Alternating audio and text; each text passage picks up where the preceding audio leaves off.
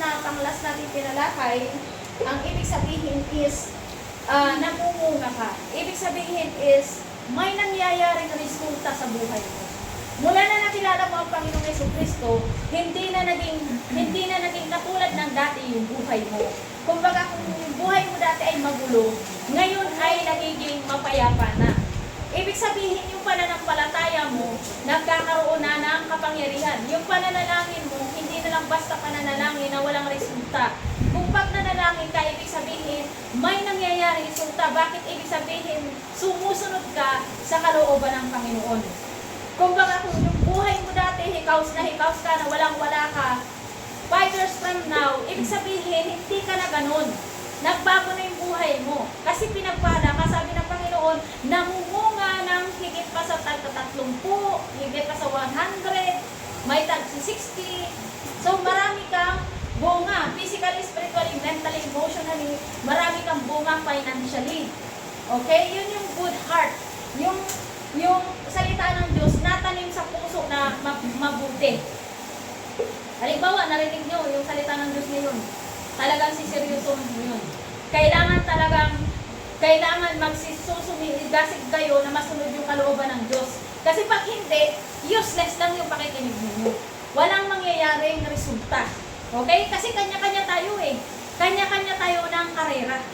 Okay? Kanya-kanya tayo ng di ba sabi ng Panginoon, sinesearch ko ang puso ng bawat isa at nire-reward ko ayon sa kanilang mga gawa. Eh kung on and off ka, bukas present ka, ngayon absent ka, sunod present ka, ngayon absent ka, anong mangyayari sa'yo? Madi-delay, okay? Madi-delay. Yung inaasahan mong blessings, delay na delay. Bakit? Sumisekway ka pa eh. Dapat kung gusto mo na may mangyari sa buhay mo, itodo mo. Ngayon pa lang na narinig mo ng salita ng Diyos, hindi ka dapat yung patulog-tulog. Okay? Hindi ka dapat ay, bukas na ako, sa sunod na ako aaten, sa sunod na ako, lugi ka eh. Sa bawat present, sa bawat pagtitipon, nandyan ang presensya ng Panginoon. So, habang nandyan ang presensya ng Panginoon, nakakakonek ka sa grasya. Okay? Nakakakonek tayo sa grasya.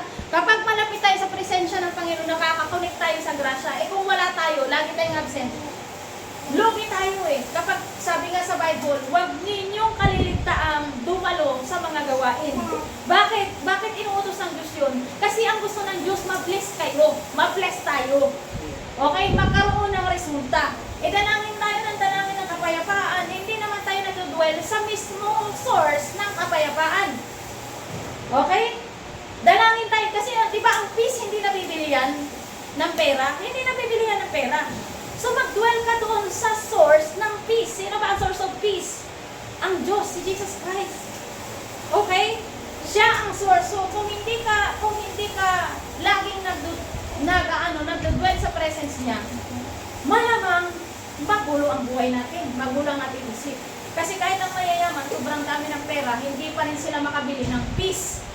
Wala silang peace of mind. So sa mga oras na ito, ating tatanong about the heart. So, ang title ng topic natin for today is about unwavering focus and steadfast heart. Part 1, okay?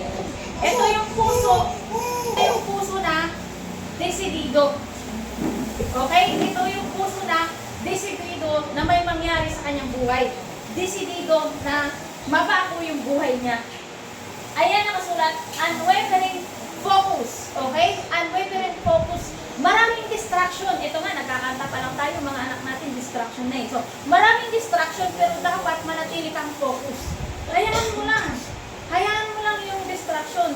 Focus ka lang. Huwag ka magpapadistract. Okay? Yan yung mga tao na nagtatagumpay sa buhay. Umaani ng success. Dahil bakit? Kahit maraming distraction, focus ka lang. Focus on Jesus. Focus sa iyong goal. Ano ba yung goal mo? Umunlad yung buhay mo. Lahat ng aspeto ng buhay mo, umunlad. Yun din ang layunin ng Panginoon. Umunlad tayo. Pero anong nangyayari? Di ba si Pedro, nawala siya sa focus nung naglalakad siya sa tubig. Ano nangyari? Lumubog siya, di ba? Nung umpisa nakakalakad siya dahil nakafocus siya kay Jesus. Pero nung tumingin na siya sa mga alon, lumubog si Pedro. Bakit? Anong ibig sabihin nun? Na-distract siya sa mga distraction sa buhay natin. Okay? Pagpunta pa lang natin dito sa gawain, marami na tayong distraction na paglalabanan. Yan lagi ko sinasabi, labanan natin ang mga distraction. Kailangan manalo tayo. Diba? Kasi sayang naman yung mga naumpisahan natin, and then babalik na naman ulit tayo sa dati. Balik-balik lang, hanggang sa 5 years from now, 10 years from now, yung buhay mo ganun pa rin. Walang nangyari, walang nabago. Okay? Kung baon ka ngayon sa utang, 5 years from now, 10 years from now, baon ka pa rin sa utang. Bakit? Kasi hindi ka nag-focus. Okay? Focus on your goal. Focus on your goal. So, makinig mabuti kasi ang pag-aaralan natin ngayon is about the life of Joseph the dreamer. Ito yung buhay ni Joseph the dreamer. Okay? Siya yung buhay niya, yung buhay niya is meron siyang unwavering focus and steadfast heart of Joseph the dreamer. So, throughout profound betrayals, slavery, false imprisonment, and immense power, he never lost sight of God's vision. His focus was so anchored in his purpose, divine purpose, that he has able to choose grace over bitterness. Okay, pag-uusapan natin dito yung proseso to success. The process to success. So, ito ay yung pinagdaanan ni Joseph. Bago niya nakamit yung successful na buhay. Hindi lang siya basta successful dyan, talagang successful talaga yung buhay niya. Okay? Ano ang pinagdaan ng proseso ni Joseph? Number 1, betrayal. Okay? Niloko siya, ni-scam siya, sinaktan siya, minalit siya. Lahat ng mga sakit na kanyang na pwede maranasan ng tao, naranasan niya. Okay? Sunod, false accusation. Pinagbibintangan siya ng masasama na hindi naman niya ginawa at nakulong pa siya na wala naman siyang kasalanan. Pero at the end of the day, talagang successful yung buhay niya. Bakit? Nakapokus siya sa Panginoon. Okay? Yung kahit madami siyang pagsubok na pinagdadaanan, hindi siya matitinag dyan.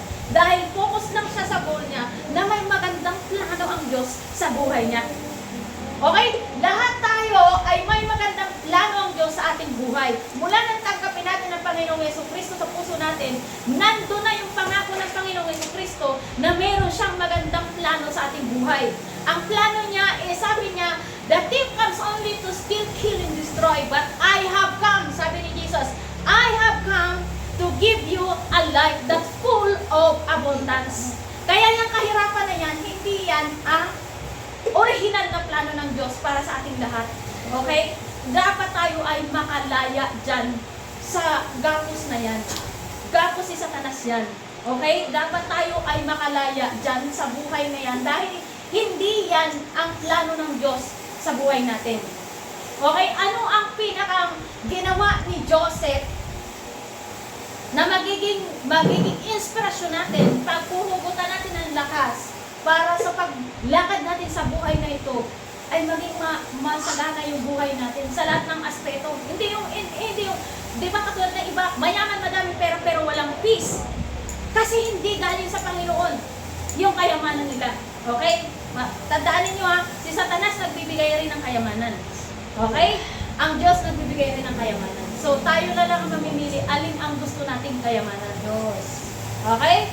So, makinig tayong mabuti at tingnan natin kung ano yung mga bagay na pinagdaanan at pinagtagumpayan ni Joseph the Dreamer para makamit niya yung plano ng Diyos sa buhay niya. Okay, basahin natin sa Genesis. Ito yung betrayal na pinagdaanan niya. Okay? Mga panloloko ng mismong pamilya niya. Okay? Ito.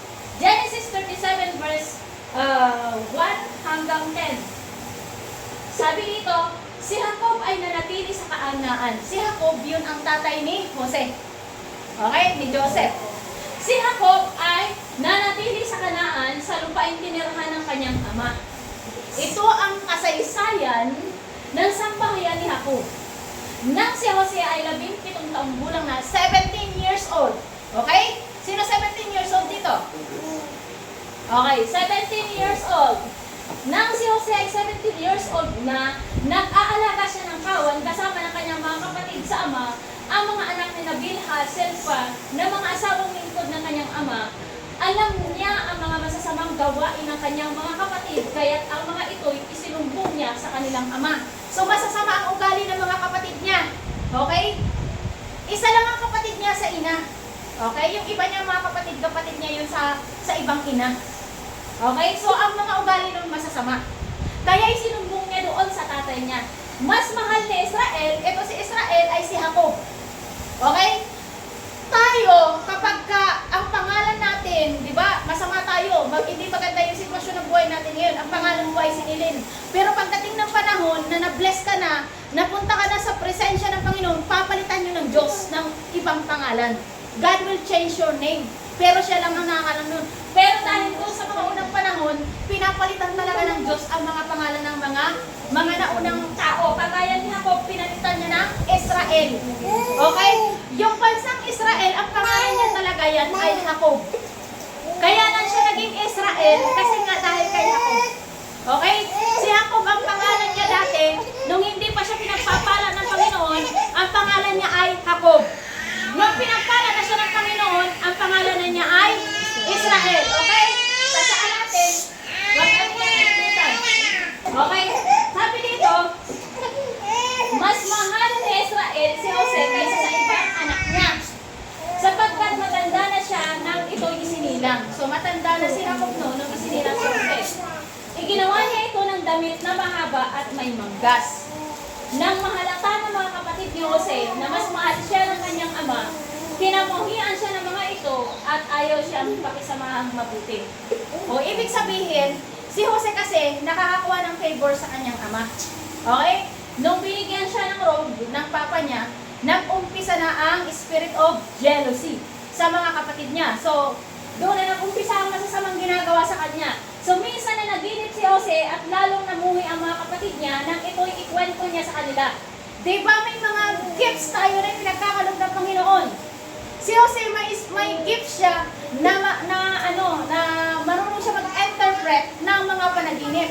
Sino dito may spirit of dream, yung mga panaginip? Parang vision. Okay. Yes. So, sabi niya kasi na panaginipan ko na tayo ay nasa bukid at nagbibigkis ng trigo, tumayo ang aking binigkis at yumukod sa paligid nito ang inyong mga binigkis. Okay? Sabi ng kapatid niya, ano ang ibig mo bang sabihin ay maghahari ka sa amin? So nagalit ka agad yung mga kapatid niya. Ibig sabihin, maghahari ka sa amin kasi tumatayo yung binigkis niya. Tapos yung mga binigkis niya, niyuyukuan niya lang yung mga binigkis ng mga kapatid niya. Ibig sabihin, yumuyuko siya doon. Tinitingnan niya, ibig sabihin, mas mataas siya kaysa sa kapatid niya. Okay, so nanaginip uli si Jose at isinalaysay sa kanyang mga kapatid ang ganito.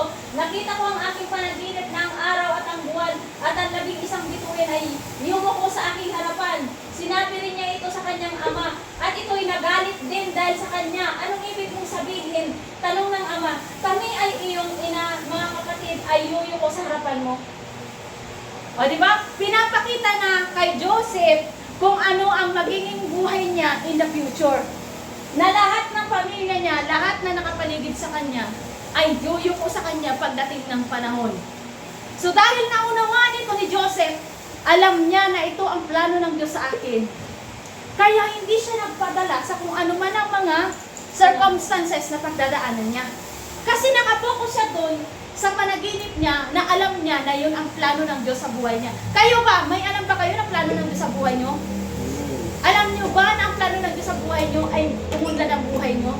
Hindi ganyan ang plano ng buhay ng Diyos sa buhay niyo. Dapat panindigan ninyo, panghawakan ninyo kung anong plano ng Diyos sa buhay ninyo. At panghawakan ninyo yun, hindi dapat kayo manghihina. Okay? Ganon ang ginawa ni Joseph. Okay? Sumunod, sabi dito, inggit na inggit. So, pumasok na yung inggit. Okay? Pumasok na yung inggit. Inggit na inggit kay Jose ang kanyang mga kapatid. Inisip niya man ng mabuti ng kanyang ama ang mga bagay na ito. Isang araw nasa Shechem ang mga magkapatid ni Jose at pinapaskol doon ang kawan ng kanilang ama. Sinabi ni Israel kay Jose, gumaya ka at sumunod sa iyong mga kapatid. Opo, tugon ni Jose. Sinabi pa ng kanyang ama, tingnan mo kung sila'y nasa mabuting kalagayan. Pagkatapos bumalik ka kaagad at nang malaman ko, lumakad kaagad si Jose mula sa Eribis ng Hebron at nakarating sa Shechem. Sa kanyang paglalakad, nakita siya ng isang lalaki at tinanong kung anong hinahanap niya. Hinahanap ko ang aking mga kapatid, sabi niya, na nagpapastol ng aming mga kawan. Sagot niya, saan ko sila makikita? sinabi ng lalaki, umalis sila at ang tinig ko ay sa Dotan sila pupunta. Sumunod si Jose at natagpuan nga roon ang mga kapatid. Malayo pa'y natanong siya ng mga ito, nagkaisa silang patayin siya. Ganon kalupit. Okay? Ganon kalupit ang pagdadaanan ni Jose. Sinabi nila, ayan na ang mahilig managinip. Patayin natin siya at ihulog sa balon at sabihin siya ay sinila ng mabangis na hayop. Tingnan natin kung ano ang mangyayari sa kanyang mga panaginip. Narinig ito ni Ruben at binalak niyang iligtas si Jose. Sinabi niya, huwag nating papatayin. Okay? Minsan, di ba? Minsan mayroon nga tayong mga abilidad at iisipin ng iba na ang yabang mo. Okay? Di ba? Minsan matalino ka sa school nyo. Minsan may gifts ka. Pero ang iniisip ng iba, ang yabang naman ito. O, di ba? Kaya ganun ang nangyari kay Jose. Ano yung Dotan? Ha? Ano yung Dotan? Dotan, lugar. Okay, lugar. Lugar Ayun, doon doon sa yung kanila. Oo. Lugar doon sa kanila. Okay. So papatayin nila si Joseph. Ito na yung karugtong. Sabi ni Ruben, huwag natin siyang pagbuhatan ng kamay. Ito yung kapatid nilang panganay. Ihulog na lamang natin sa balon. O, di ba? Sinabi niya ito sapagkat ang balak niya ay iligtas ang kapatid at dalhin ito sa kanyang ama. Okay, may mabuting puso si Ruben. Paglapit ni Jose, hinubad nila ang mahabang damit nito na may manggas at inihulog sa isang tuyong balon. Pero ano ang ginawa nila sa kapatid nila?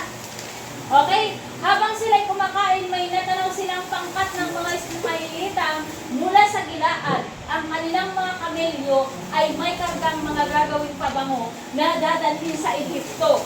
Okay, sinabi ni Judas sa kanyang mga kapatid, wala tayong mapapala kung papatayin natin ang ating kapatid. Mabuti pa'y ipagbili na lamang natin siya sa mga Ismailita kaysa sa ating saktan. Siya ay kapatid din natin.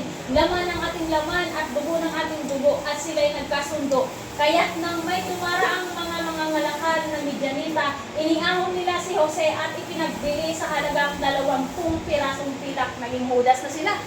Pinagbili nila ang kapatid nila. Anong ginawa ni Judas kay Jesus? Ganon din ipinagbili si Jesus. Okay?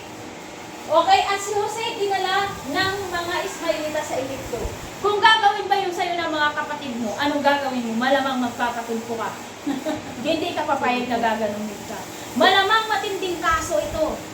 Pero tingnan natin kung ano naging reaksyon ni Jose sa mga pangyayari. Okay? Tingnan natin kung ano naging reaksyon ni Jose sa mga pangyayari. Okay, key points.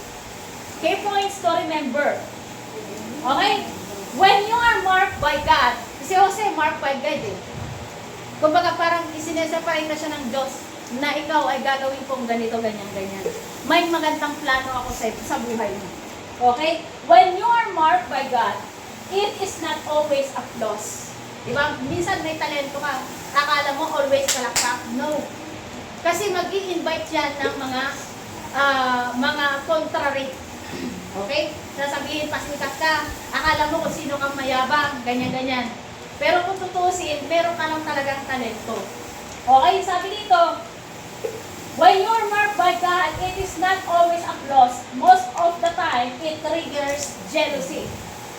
Sometimes people around you hated you for no reason. Napansin nyo na ba yun? Wala ka namang ginagawa. Ba't mga galit sila sa'yo? Wala ka namang pinapainggit sa kanila, pero inggit na inggit sila sa'yo. Diba? Talagang ganun talaga. It is because the light of the Holy Spirit within you intimidated their demons. Okay? Kapag ang banal na Espiritu ay sumasa iyo at ang plano ng Diyos na magandang plano ay sumasa iyo, yung ibang mga tao na nakapaligid sa iyo, na demonyo yung nandun sa loob, galit na galit yan sa iyo for no reason. Bakit? Kasi yung demonyo doon sa loob nila, yun ang naglilikha ng ikagagalit nila na hindi naman nila alam. Na maski mismong sarili nila, tatanungin nila, bakit ka nga ba kasi nagagalit kay ganyan, kay ganito? Eh wala naman siyang ginagawa sa mga iyo. Kahit siya mismo, hindi rin niya yung alam kung bakit siya naiinis. Kung bakit siya naiinggit, eh wala naman siyang dapat kainggitan. Okay? So lagi nating tatandaan, kapag ikaw ay mabunga, okay? Kapag ikaw ay mabunga, babatuhin ka talaga ng babatuhin. Kasi gusto nila yung bunga mo na malaglag. Kaya dapat ang gagawin lang natin, focus lang tayo for the goal. Okay? Hindi na siya nagpatulpo. Okay? Hindi na siya nagpatulpo. Okay. Sometimes people around you thinks that you are ignorant and stupid because of your humility. Humble kasi siya. Okay? Napaka-humble siya. Sabi nito, but for me, hindi mahalaga sa akin kung ano ang pagtingin. Di ba? Minsan pag humble ka, iisipin nila, naranasan ko yan eh. Naranasan ko yan. At sabi nila, ang tama naman ito, bobo naman ito. Pero hindi nila alam ko rin yun eh. Hindi lang ako umimik. Alam mo yun? Hindi lang ako umimik, pero alam ko naman yung ganung bagay. Parang di ba? Parang ayoko kasi yung parang biglang dating mo na lang, alam mo na kagad, akala mo kung sino ka. So iisipin nila, sometimes people around you thinks that you are ignorant and stupid because of your humility. Humble ka lang talaga eh. Alam mo, minsan na humble ka lang talaga, hindi mo kasi ugali talaga yung ano. Kasi isipin nila, bobo kasi yan. Wala kasing alam yan, loading pa yan, oo, loading. Yung hindi ka lang naman talaga umimik. Pero ang sasabihin nila sa'yo, ay, loading, hindi makagets. Kaya sabi ko naman, okay, kung gano'n ang pagtingin nila sa akin, Lord. Alam ko, Lord. Alam ko rin yung ibig sabihin nun. Hindi lang ako nagsasalita. Diba? May mga taong gano'n. Yung yabang talagang, ayun. Kasi para sa akin, it doesn't matter kung anong iisipin nila eh. I don't care. Kasi yung iisipin nila, ano pa naman ang mapapala ko sa iisipin nila? I don't care. Ang mahalaga sa akin, yung iisipin ni Lord, alam ko maraming blow up yun si Lord sa akin. Kaya yun ang gusto ko. Okay? Yun ang gusto kong isipin, yung iisipin ni Lord sa akin. Wala akong pakialam sa kung anong iisipin nila. Kahit ang pagtingin nila sa akin ay bobo, loading, or whatever it is, I don't care. Okay? Basta ang mahalaga, yung pagtingin ni Lord sa akin. Na mahal niya ako, may maganda siyang plano sa akin. Kahit ano pang paggagawin niyo dyan sa akin, wala akong pakialam. Basta, ang ako lang, ako doon sa plano ng Diyos sa buhay ko. Okay? Sa totoo lang as my personal experience, testimony ko sa inyo, I experienced also the greatest betrayal sa aking mga kapatid. Okay? So, naranasan ko yung matindi rin ng kanloloko. Minsan, ang sarap, di ba? Ang sakit. Kung ibang tao yung manloloko sa'yo, okay lang eh. Makakaya mo pa. Pero yung minsan, yung pinakamamahal mo pa. Kasi hindi mo iniisip ay magagawa pa na yung pinakamamahal mo pa, minsan yung asawa mo pa, yung anak mo pa, yung mga karelatives mo, talagang ang sakit talaga. Sobrang sakit. Talagang luluha ka talaga ng luluha, pero wala kang magawa dahil nga mahal mo sila eh. Pero alam mo, sa totoo lang, na-realize ko at the end of the day, sa buhay ni Joseph, yung pala ay mga pamamaraan ng Panginoon. Minsan hindi mo maintindihan kung bakit. Kung bakit yung pala ay pamamaraan ng Panginoon. Para dalhin ka doon sa purpose mo. Sa kung ano yung magandang plano ng Diyos sa buhay mo. Yan, sabi niya dito, ituloy natin kung anong ginawa ni Joseph. Sabi ni Joseph, dito, false accusation, di ba? Pinenta na siya. Pinagtraidoran na siya ng mga kapatid niya. Hinulog siya sa balon, minalak siya patayin. Di ba pag iisipin mo yon, baka hindi ka na makaalis dun sa sama ng loob. Diba? Ang sama-sama ng ginawa ng mga kapatid ko sa akin. Baka hindi ka na makakaalis. Tapos pag nalin doon, di ba, pinenta na siya. Inakusahan pa siya ng hindi maganda. Okay? Sabi dito, dinala nga si Jose sa Ehipto. At doon pinagbili siya ng mga Ismailita kay Potiphar. Isang Ehipsyo na pinuno sa pamahalaan ng Paraon at kapitan ng mga tanod sa palasyo. Ito yung si Potiphar, yung pinuno doon sa Paraon. So sa buong panahon ng paglilingkod ni Jose sa bahay ni Potiphar, ay pinagtubayan siya ni Yahweh. Di ba pinagtubayan siya ni Yahweh? Kasi hindi siya nagtanim ng sama ng loob sa kabila ng ginawa sa kanya ng mga kapatid niya. Nagpatuloy lang siya sa buhay niya. Hindi siya nagtanim ng sama ng loob. Kaya pinagtubayan siya ni Yahweh. Yan, anumang kanyang gawin ay nagtatagumpay. Okay? So napansin ni Potiphar na tinutulungan ni Yahweh si Jose. Di ba pansin ng mga tao nakapaligid sa'yo na bless ka? Meron ba kayong ganon? Itong tao na to, napapansin ko talaga, bless talaga siya eh. Diba? Ganon ang nangyayari kay Jose.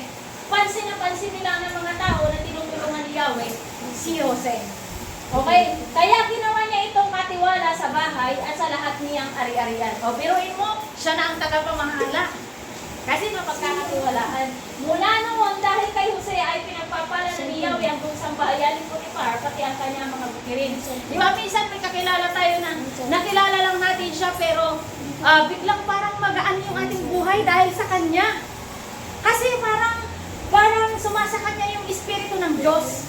Okay, ganito ang daladala ni Jose. Tingnan mo yung bahay nila, pinagpala, yung bahay ni Potiphar, dahil kay Jose. Naniniwala ba kayo na kapag nakakilala kayo ng tao na pinananahanan ng banal na espiritu, pati kayo nahahawa sa pagpapala? Maniwala kayo dyan. Kasi dumadalo yan, natatransfer yan. Okay? So kaya kung may customer kayo na palagi niyong makakasama, piliin ninyo yung palagi ninyong makakasama. Dapat yung pinananahanan ng banal na espiritu para pati kayo mahawa sa pagpapala ng Diyos. Okay? So sabi sa verse 6, ipinagkatiwala ni Potiphar kay Jose ang lahat maliban sa pagpili ng kanyang kakainin. Si Jose matipuno at magandang lalaki. O magandang lalaki pala si Jose. Okay, magandang lalaki si Jose. Dumating ang panahon na pinagnasaan siya ng asawa ni Potiphar. O, nagkaroon na naman ng tukso. Okay, iba't ibang klaseng tukso ang pagdadaanan natin kapag tayo ay dumadaan sa proseso. Bago natin makamit yung successful life, marami tayong failure na pagdadaanan. Okay, mga kapatid, kaya dapat mag-focus tayo. Sabi nito, sinabi nito, sipingan mo ako. Okay? May tukso. Okay? Yung asawa ni Potiphar. Sabi niya, sipingan mo ako. Tumanggi si Jose at ang sabi, panatag ko ang kalooban ng aking Panginoon sapagkat ako'y narito, ginawa niya akong katiwala at ipinamamahalan niya sa akin ang lahat sa bahay na ito. Maliban sa inyo na kanyang asawa, hindi ko po magagawa ang ganyang kalaking kataksilan at pagkakasala sa Diyos. So nakita mo yung tayo niya? Nakita niyo yung tayo ni Jose? Sa kabila ng lahat ng mga distraction, nakita mo yung tayo niya? Hindi pinansin ni Jose ang babae.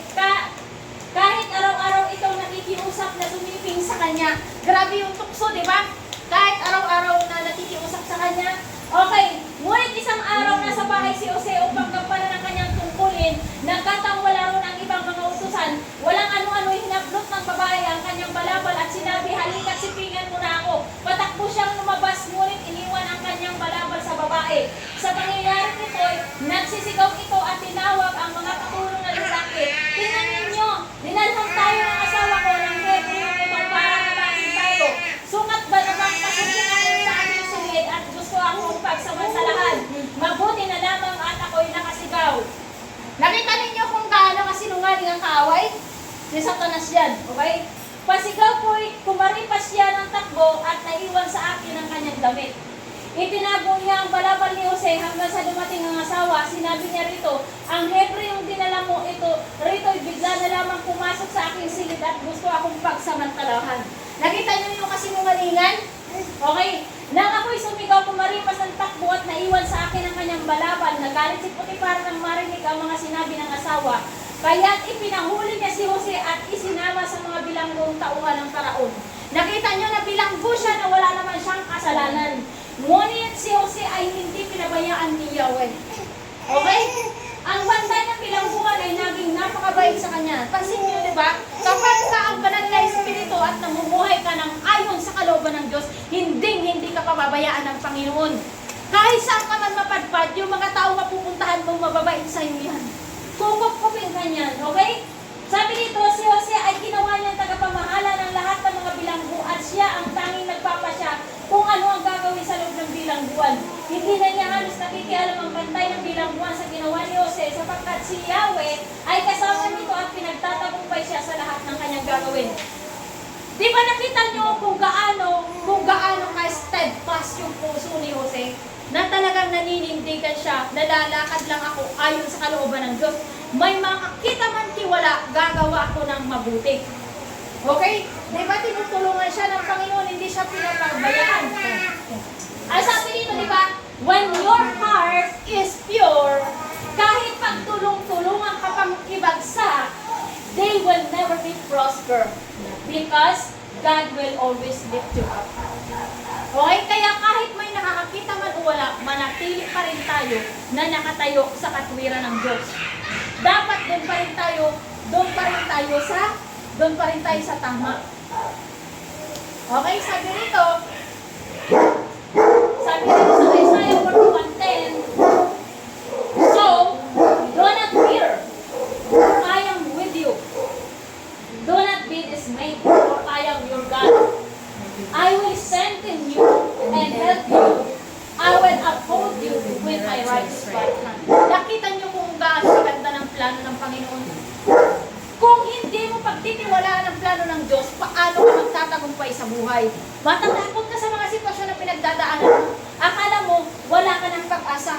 Pero dapat panghawakan mo kung ano ang sinabi ng Panginoon. Kaya nga dapat alam mo kung ano yung mga Bible verse na nakalagay doon ang mga pangako ng Diyos. Kasi doon ka lalakas sa kanyang mga pangako. Dapat araw-araw paulit-ulit mo yan ang sasabihin para lumakas yung utak mo na ma-implant dyan sa utak mo. Kasi once na nabago yung utak natin, mababago rin ang lahat ng mga kapaligiran natin. Okay? Yung akala mo wala ka ng pag-asa pero bigla na lang may darating sa buhay mo. Hinahanap ka dahil gusto niya yung talent mo, gusto niya yung gifts mo, then that is the breakthrough. So, kailangan lang talaga natin ng change of mind. Kailangan yung utak natin mabago at mapuno ng mga pangako ng Diyos. Ayun ang ginawa ni Jose. Okay? Hindi siya nanatili sa bitterness. Okay, hindi siya nanatili sa bitterness. Sabi dito, the devil will use people around you to destroy you, to break your heart. But Joseph has the unwavering focus because he knows the devil's schemes and tactics. Napakahalaga that we know who God is. Napakahalaga that we know in all situations, God is with us and He knows that He is doing good and absolutely good for us. Wala siyang ibang hinangad, walang ibang plano ang Diyos kundi para sa ating ikabubuti. Dapat manindigan tayo sa planong yun. Okay? Okay? Hindi tayo dapat pa-segue. Okay? Sabi sa Mateo 5 verse 11 to 12, mapalad ang mga nilalait at inuusig ng mga tao at pinaparatangan ng lahat ng uri ng kasamaan na pawang kasinungalingan ng dahil sa akin. Magsaya kayo at magalak sapagkat malaki ang inyong gantimpala sa langit. Gayon din ang ginawa ng mga tao sa mga propetang nauna sa inyo. Okay? Ano sabi niya? Mapalad ang mga nilalait. Okay? Tayo naman pag nilait, gitar na tayo. Nagsiself-pity na tayo. Dapat nakaangkla tayo parati doon sa pangako ng Panginoon. Minsan masakit yung mga taktika ni Satanas, gagamitin niya yung mga tao sa paligid natin upang tayo ay saktan, okay, no? Kagaya ng ginawa ng mga kapatid ni Joseph sa kanya. Pero, yun pala ang daan patungo doon sa breakthrough niya. Masakit yung proseso, pero nandun sa dulo yung breakthrough. Okay? Kung hindi siya nanatili sa plano ng Diyos, dito ang diablo ang nag-uudyok sa kanila upang gawin yun. Dahil nakikita niya na may future ka. Okay? Nakikita ng diablo na may future ka, may future ka, may future ka. Ayaw ng diablo na maranasan mo yung future na nilaan ng Diyos para sa'yo. Kaya anong ginagawa niya? Pinadadalhan kanya na matinding kahirapan, betrayal, panluloko. Kung titingnan mo, parang wala ng pag-asa kasi sobrang hirap ng buhay. Pero ang totoo, pag nanatili ka lang sa kanyang presensya, sa kanyang pagmamahal, serve the Lord. Okay? Kahit wala pa yung mga pinapipray mo, serve the Lord. Ibigay mo ang oras at panahon mo sa Kanya. Okay? Kasi doon dadalo yung mga pagpapala ng Panginoon. Sabi nga dito, huwag tayong tumambay sa galit. Okay? Huwag tayong tumambay sa hinanakit. Huwag tayong tumambay sa self-pity. Huwag tayong tumambay sa paghihiganti. We are all not allowed to stay there for a long time. Okay, dadaan lang tayo dyan mga kapatid. If we do, kapag tumambay tayo sa mga yan, malilate tayo sa ating breakthrough. Bakit tayo malilate sa ating breakthrough? Kasi nagpa-segue ka pa. Andito na yung plano ng Diyos sa'yo eh. Binigyan ka na ng pagkakataon para mag-grow ka. Pero anong ginawa mo? Nagpa-segue ka pa, inuuna mo pa yung mga bagay-bagay. Hindi mo na ako aatin sa church. Kasi may gagawin ako. Hindi mo na ako kasi may gagawin ako. Diba, ang dami ng season na pinagkakaloob ang Panginoon sa atin para mag-grow. Minsan sinasabi ko nga dito sa mga mga na-invite ko nung 6 years ago. 6 years ago. Yun na yung pagkakataon na season na binigay sa inyo ng Diyos. Na na-invite ko kayo. Pero ako lang ang nagpakasumigas. Kaya ako yung nagkaroon ng resulta. Sila hanggang ngayon, ganun pa rin yung buhay nila. Bakit? Hindi nila sineryoso. O ngayon, pag sinasabi ko sa kanila, sinasabi nila, oo nga Lin eh. Dapat talaga, ninuno ko na noon pa man. O ngayon, mag-i-start ka ulit. Bakit? Kasi nandun na yung season mo.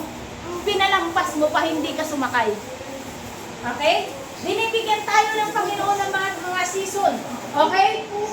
Why some people miss their season? Okay? Ito yung mga dahilan. The saddest things in life is not the closed door. Hindi daw yung nagsaradong opportunity. Kumbaga, bakit hindi ka pa umaasenso? Ang dahilan ay hindi dahil doon sa mga nagsaradong opportunity. Hindi yun ang dahilan. Ito ang dahilan kung bakit hindi ka pa umaasenso. Ang dahilan nito ay yung open door, yung mga opportunity na dumating na sa buhay mo pero hindi ka sumakay. Okay? Bakit hindi ka sumakay? Kasi nag-alinlangan ka. Kasi nagpasigway-segway ka pa. Okay? Kaya doon, God gives us the season of every person. Season of growth. Okay? Ito, nakilala na ninyo ang salita ng Diyos. Nabasa ninyo kung ano ang salita ng Diyos. Pero hindi nyo pa rin isa sa buhay. Mananatili pa rin kayo. 5 years from now, 10 years from now, ganyan pa rin yung buhay nyo. Kasi hindi ninyo siniseryoso. Okay? Kung ako noon, nung narinig ko ang salita ng Diyos, down na ako. Ultimo piso, wala akong pamasahe. Pero nung narinig ko ang salita ng Diyos, sineryoso ko yun.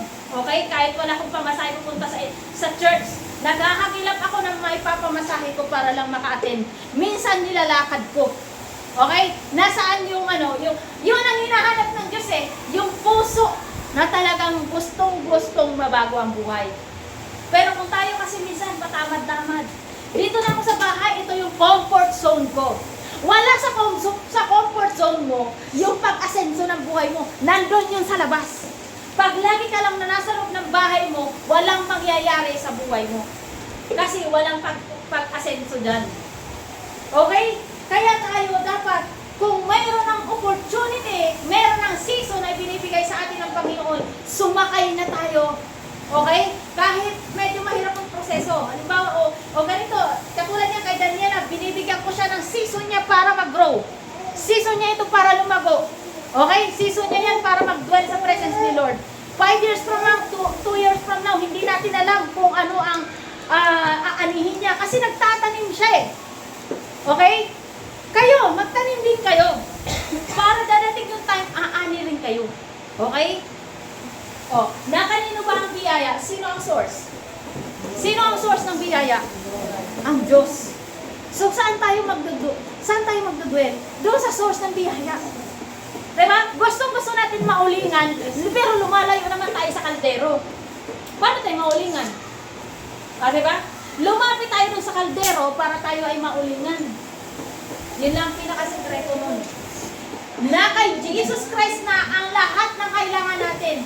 Mahabang buhay, mapayapang buhay, maayos na pamumuhay, lahat ng pamumuhay, nasa Kanya na yung lahat.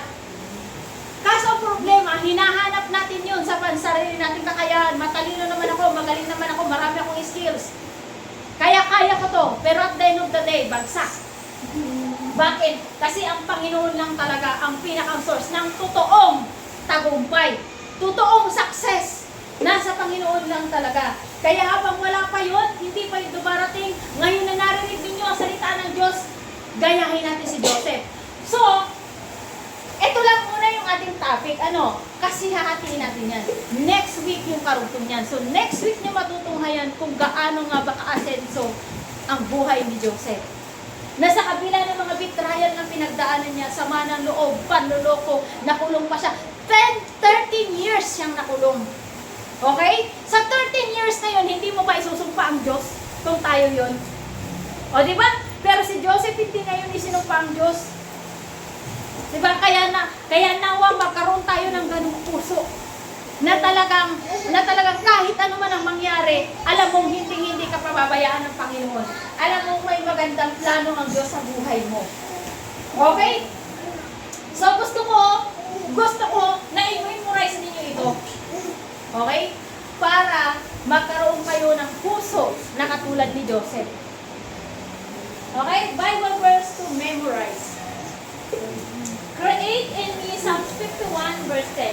Create in me a pure heart, O God, and renew a steadfast spirit within me. Okay? So, picturean ninyo para maano ninyo, masaulo ninyo. Okay, nakapag-picture na ba ang bawat isa? Na-picturean nyo? So, tatanungin ko yan next week kung sa ulo na ba ninyo. Dahil isasalin ninyo yan sa inyong mga dasal. Okay? Dahil sa puso, nakatingin ang Diyos. Sa puso, nagre-reward ang Diyos. Ngayon, kung may bago kang puso, umasa ka na. Kasi bago na yung puso mo eh. Pure heart na eh. O, diba? Okay. Meron pa ako ng isa pa na ipapamemorize sa inyo para yung buhay nyo mabago. So, tandaan ninyo ito ha. Death and life are in the power of tongue. Okay? Kung ano man ang ating mga sinasabi, yun ang ating aanihin. Okay? Kapag na sinasabi natin na wala tayong pera, ganun din talaga ang mangyayari. Wala tayong pera. Bakit? Kasi ang dila natin ay makapangyarihan. Okay? Pag sinasabi natin ang hirap naman ang buhay, mahirap talaga ang buhay mo, Neng. Kahit ano pang kayod mo dyan, mahirap talaga, matubal talaga ang pasok ng pera. Kasi lagi mong sinasabi na mahirap ang buhay. Okay? Kaya ngayon, babalik na rin natin ang ating sasabihin. Kasi sabi sa Bible, let the poor, yung mahihirap, let the poor say, I am rich. Mayaman. Let the weak say, I am strong. Yung may sakit sasabihin na, I am strong. Okay? Kasi bakit? Bakit inuutos ang Diyos yun? Kasi ang ating dila ay makapangyarihan. Kung ano ang lumalabas sa ating bibig, yun din ang ating kakainin. Okay?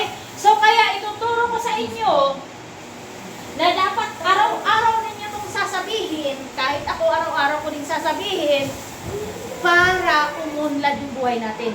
Mabago yung buhay natin. Baka 5 years from now o kaya 1 year pa lang, hindi natin alam. O, kung sino yung matyaga dyan, kung sino yung matyaga na araw-araw, oras-oras sasabihin yan. Tapos magugulat na lang kami, uy, baka naman makautang sa'yo. Dahil naging milyonaryo ka nang hindi natin ano. Kasi nga, may kapangyarihan ng ating mga dila. Okay, isang patunay lang ito ha. Yung mga mayayaman sa ibang bansa, mga mayayaman na yan, mga walang Diyos yan. Alam mo kung saan lang nanggaling ang kayamanan nila? The power of the tongue. Nagbabasa sila ng libro ni Napoleon Hill.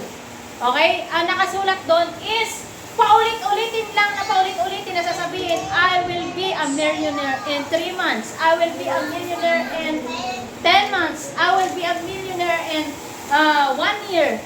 Ganun lang sila nagsimula. And then the opportunity will coming. Okay? Nagkakaroon sila ng mga opportunity. Dadating na kagad yung mga business partner nila. Kasi dinideklara mo. Alam mo kung bakit ganun ang mangyayari sa buhay mo. Kasi minamagnet mo eh. Halimbawa, di ba ito? Kapag ito, hinulog ko, pinitawan ko. Di ba babagsak siya? Di ba? Ganito, hawak ko to. Di ba babagsak siya? Bakit? The power of ano? Gravity.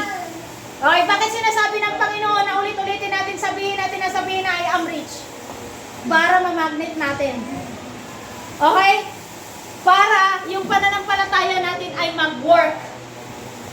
mag-work, okay? Mamagnetin mo itong mga ito sa pamamagitan ng iyong pananampalataya. Okay? Sino na ang nag-picture? Picturean ninyo yan para sasabihin ninyo yan araw-araw. Okay? Pati ako sasabihin ko rin yan araw-araw. Okay? Ano sabi dito? Declaration of faith. Okay, lahat tayo magsasalita. Declaration